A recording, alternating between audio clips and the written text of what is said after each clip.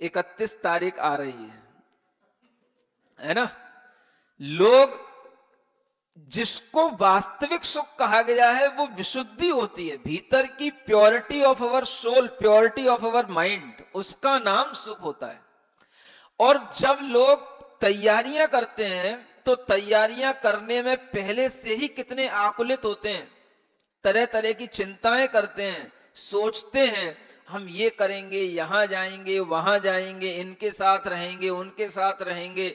और इन आकुलताओं में आकुलताओं में आकुलताओं में जो है वह चलते चले जाते हैं। जब वह दिन आ जाता है तो उस दिन जो है वह पूरे दिन पूरी रात सिवाय अपने शरीर को दुख देने के और कुछ नहीं होता है, अपने मन को दुख देने के कुछ नहीं होता है। किसी भी तरीके का खाना पीना, एंजॉय करना, ये सब चीजें बाद में दुख देने वाली ही होती हैं। और उस समय पर ऐसे ऐसे गलत काम कर जाते हैं कि उसके कारण से लोगों को बहुत लंबे समय तक भुगतना पड़ता है, बदनामी होती है और भीतर से पश्चाताप भी होता है। ये सबका नाम क्या है? संक्लेश कहा गया है। इसको क्या बोलते हैं? ये सब मानसिक संक्लेश है। तो जितने भी लोग ये सब मानसिक संक्लेश की तैयारी कर रहे हैं, हम समझते हैं ये सब लोग एक बहुत बड़ी अज्ञानता के साथ में जी रहे हैं।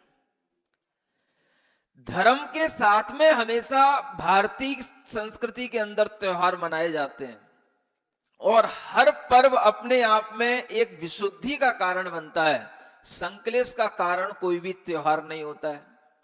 अगर आपके लिए ये 31 तारीख और 1 तारीख ड्रिंकिंग करने के काम में आ रही है, डांसिंग करने के काम में आ रही है, पार्टी में एंजॉय करने के काम में आ रही है, होटलों में ही जो है रातें गुजारने के काम में आ रही है, तो इसका मतलब है आप सब पाप के लिए ही अपने बेटे बेटियों को अग्रसर कर रहे हो। और ये सब चीजें पाप को बढ़ाने वाली ही हैं और पाप से कभी भी सुख नहीं होता है। आप सोच रहे हो कि इससे हमें सुख मिलेगा, ये एंजॉय, पाप से अगर एंजॉय होने से सुख मिलने लग जाए, समझ आ रहा है, तब तो फिर दुनिया की काया बिल्कुल ही बदल जाएगी। फिर तो दुनिया में पाप ही पाप दिखाई देगा, तो पुण्य की किसी को जरूरत ही नहीं पड़ेगी। तो सुख हमेशा पुण्य कार्य से मिलता है। पाप से तो दुख अभी भी मिलेगा, आगे भी मिलेगा, क्योंकि हम जिस समय पर कर्म बंद कर रहे हैं वो कर्म फिर बनेंगे, आगे भी हमें जब फल देंगे तो फिर हमें दुख दे करके जाएंगे। और उसी समय पर अगर हम पुण्य बंद करेंगे तो वह पुण्य का बंध हमें जब भी पुनः कर्म का उदय आएगा तो वह हमें पुनः पुण्य का सुख दे करके जाएगा, हमें सब तरीके की अनुकूलता दे करके जाएगा। इसलिए आपको ये सोचना चाहिए और लोगों को ये बताना चाहिए कि ये इतना महत्व तो आपने इस 31 तारीख को और 1 तारीख को दे रखा है। भारतीय संस्कृति में इस 1 तारीख का पहले कभी कोई महत्व नहीं था। ये तिथि भी, ये तारीख भी जो है अंग्रेजों के जाने के बाद यहां इस भारत में इतने महत्व को प्राप्त हुई है। उससे पहले यहां पर विक्रम संवत्सर चलती थी, शक संवत चलती थी, ये भारतीय तिथियां होती थी, वीर निर्वाण संवत चलती थी।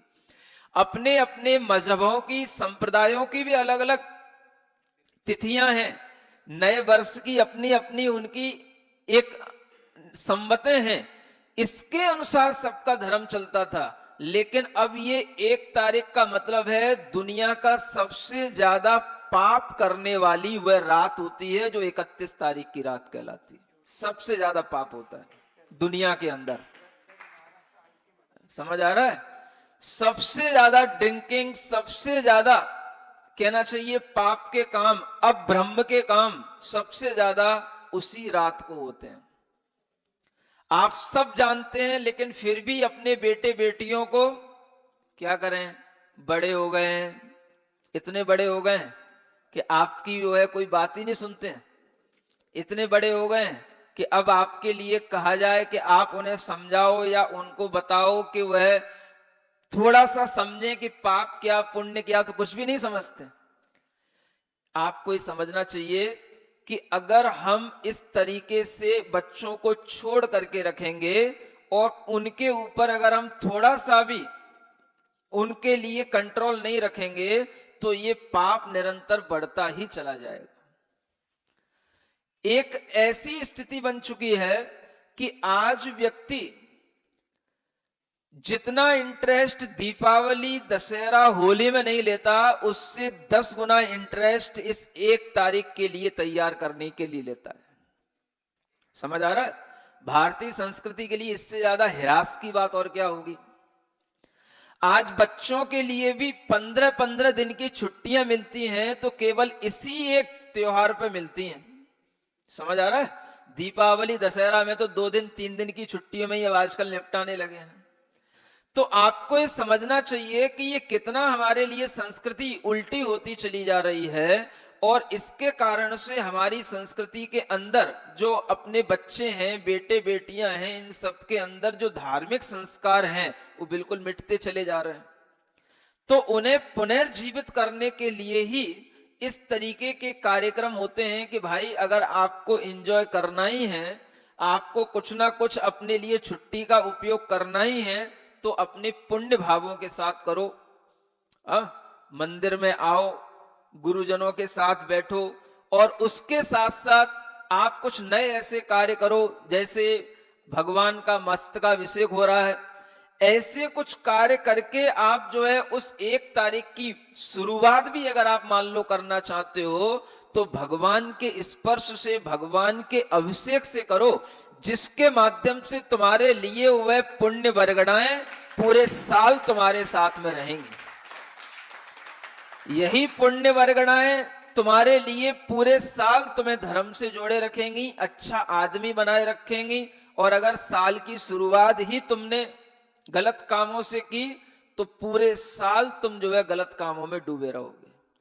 तो हर व्यक्ति को यह समझ में आना चाहिए, अगर वह साल को मानता भी है, उस साल की शुरुआत भी अच्छी करना चाहता है, तो उसे पवित्र स्थलों पर पहुंच करके, पवित्र धर्म आयतनों पर पहुंच करके उसे अपने वर्ष की शुरुआत करनी चाहिए और अपने गुरुजनों के सानिध्य में पहली उसकी शुरुआत करनी चाहिए। उसके मन में पहला भाव ये आना चाहिए कि अगर हमारा आज सुबह 1 तारीख को हमारा सवेरा हुआ है तो सबसे पहले हम अपने गुरु का दर्शन करने जाएंगे, हम अपने प्रभु का दर्शन करने जाएंगे।